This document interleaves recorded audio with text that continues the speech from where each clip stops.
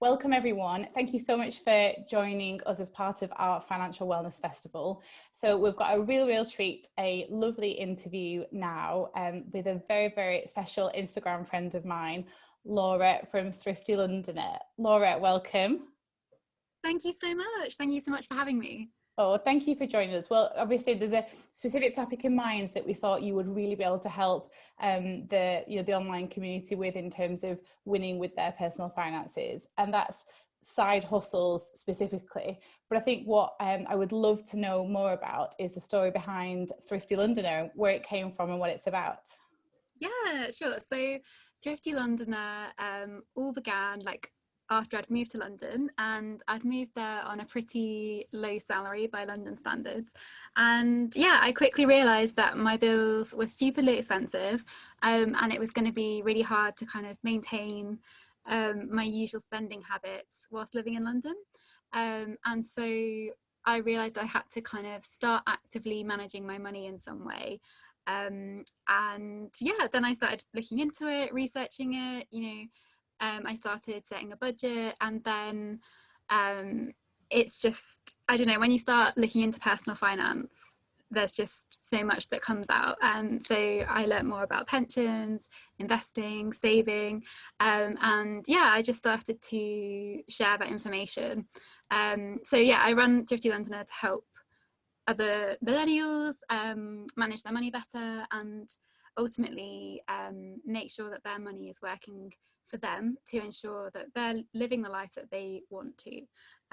So yeah, and part of that includes encouraging other people to start side hustles and yeah, maybe kind of dream a little bit bigger than just working their 9 to 5, and maybe just encouraging other people to look for, I don't know, bigger opportunities for growth outside of like a traditional employment. I think it's so many people first stumble across this concept of a side hustle, or even earning more than your regular salary if you're in a regular job. When really the opportunities are endless, and there's so many options out there, but people just don't think. They think, your income's fixed and it's whatever pay rise you can get or whatever bonuses. Where actually, there is a lot of opportunity for yourself on your journey so far. As part of Thrifty Londoner, do you document where you've earned things in side hustles? Yeah, definitely. So like when I started Thrifty Londoner, and actually way before that, so when I was a student, which was about 10 years ago now, I started selling vintage clothes on eBay, and it was mostly just unwanted vintage clothing, and yeah, I just kind of started making an income from that. And then I started buying the odd bits and pieces from charity shops and things like that, and selling those on and reselling them. And so although I didn't know it then, that was kind of the beginnings of a side hustle. And so I've always had something going on in the background ever since, really. So I've had like an Etsy store where I sold embroidery t-shirts. I've done a lot of freelance writing, which is something that I still do now. And then I also have Thrifty Londoner, which is, as well as a passion project, it's also something I count as a side business, and yeah, a side hustle in itself. And I'm interested, so with your side hustle money that comes in, whether it's on a monthly basis or whether it's just as and when, do you put that towards something different, or do you just treat that as part of your income for the month? So if you're budgeting, what happens to that side hustle money? Well, what I do is I have kind of spaces set out in Starling, and I have one for taxes. So the first thing I do whenever I get some income is I track it first, so that it's easier for my tax bill when that comes around, and then I usually deduct around 30% of that and put it aside for tax, and then I put the rest in a pot, and that pot has is kind of like a parcel, if you like. So when that reaches £1,000, I then transfer that over into a savings account, which is kind of dedicated to saving for an investment property. So that's kind of the process that I do to kind of keep it separate from my usual salary. And yeah, so it kind of goes towards like future investments, or sometimes like in the past it's also been towards saving for a first home, and then I also do reinvest some money into Thrifty Londoner as well. But yeah, that's kind of how I tend to split it out. I love how your side hustle income is going towards a future side hustle. It's like it never leaves the cycle. But you know, one day you are going to turn around and have an investment property that wouldn't have happened, you know, if you'd have just carried on the way you were and taken your regular salary. It's really, really interesting.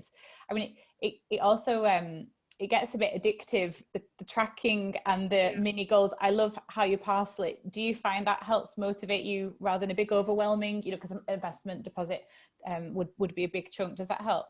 Definitely. Yeah, like I think, I don't know, you just see the small amounts suddenly start adding up. And as you say, it's really addictive. And I think, well, we're almost ready to buy our investment property, and at least half of the deposit has definitely come from side hustle income, and that's an amazing feeling. Definitely, like it's money that, you know, I haven't had to work at my 9 to 5 for. It's like completely separate to like my other savings. So yeah, it's very motivating. It's so inspirational. It really is, because I think, you know, sometimes we might use a side hustle for a holiday, or we might use a side hustle to renovate or decorate, or still big things, but relatively it's more of a nice to have. Whereas actually if it can pay for, that's paying for future, it's really, really exciting. And then it'll snowball, because that will produce money that can later go and maybe buy your second. It's and so for as we come into 2021, and so many people are working from home and or could be struggling either with flat income, reduced income, zero income, could be navigating universal credit, could be navigating a job change.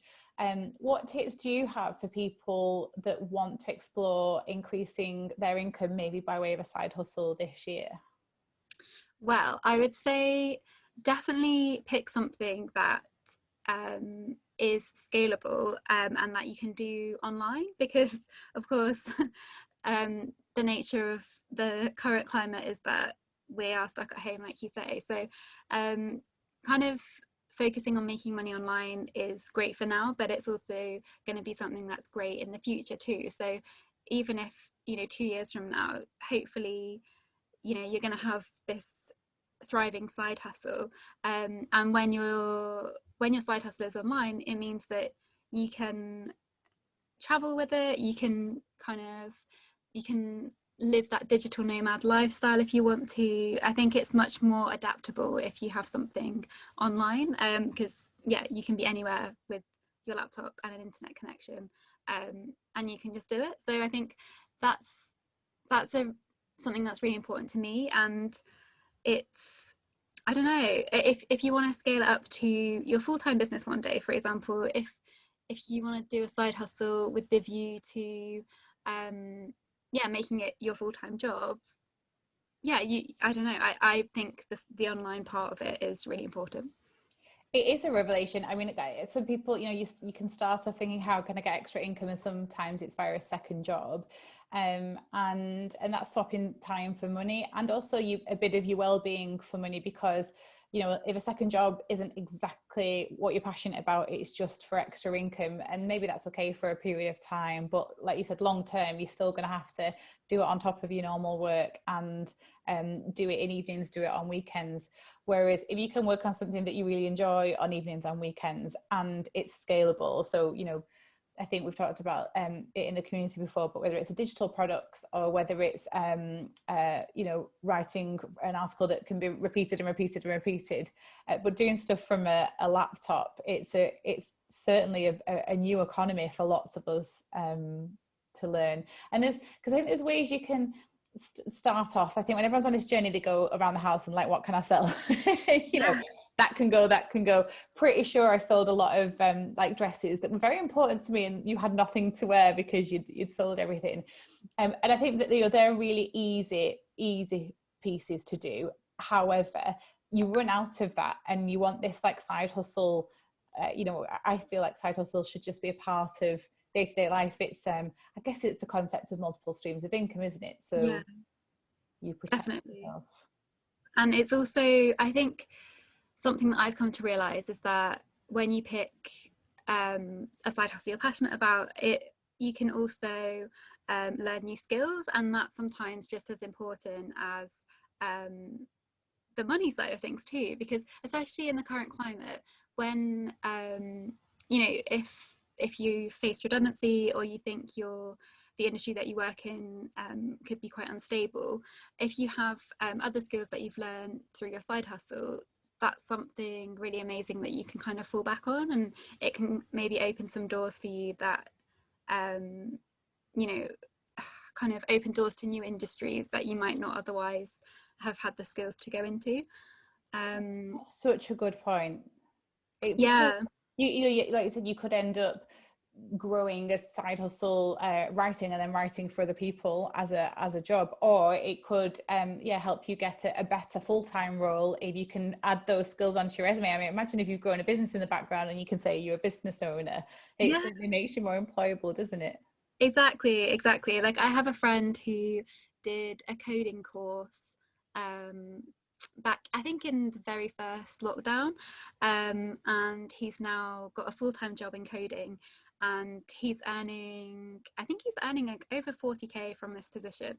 Wow. And yeah, like prior to that he hadn't worked in coding before, and yeah, that it's just those kinds of things, like using the lockdown time to learn something new can be so powerful, I think, in terms of employment as well as side hustling. You kind of do a bit of both, really, I think.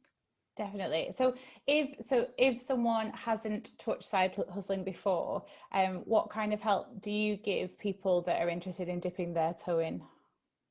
Well, I have lots of resources on the Thrifty Londoner blog, which is things like 50 side hustle ideas, ideas for making money online.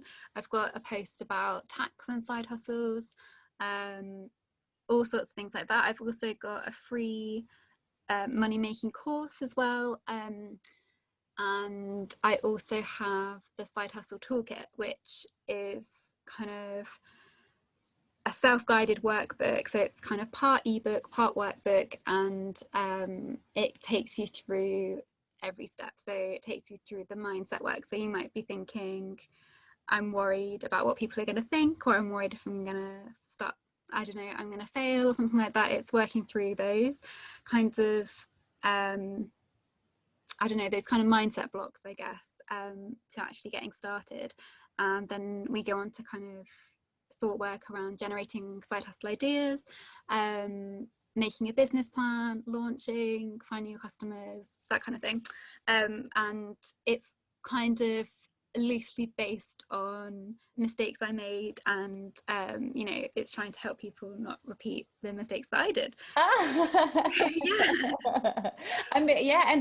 And like I said, let them get there quicker, because they may as well learn from where you started. And I think that's part of it. I think people can get overwhelmed. There's so many different ideas on there, online. It's about working out what works for you in the current climate.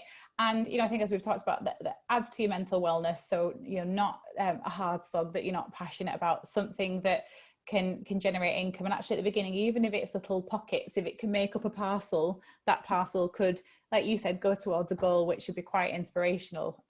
So yeah, well, listen, thank you so much for taking the time to share that insight with us. We really, really appreciate it, because there's lots of people right now who want to get their income up, either because they need to, or because they've got a goal to smash. And we could all do with all the help we can get, especially from someone who's not just walk the walk, but actually, other way around, not just talk the talk, but actually watch the walk by having her own side hustle. So thank you so much for joining us, Laura. Well, thank you so much for having me. It's been amazing to chat all about side hustles, and do get in touch if you have any other questions.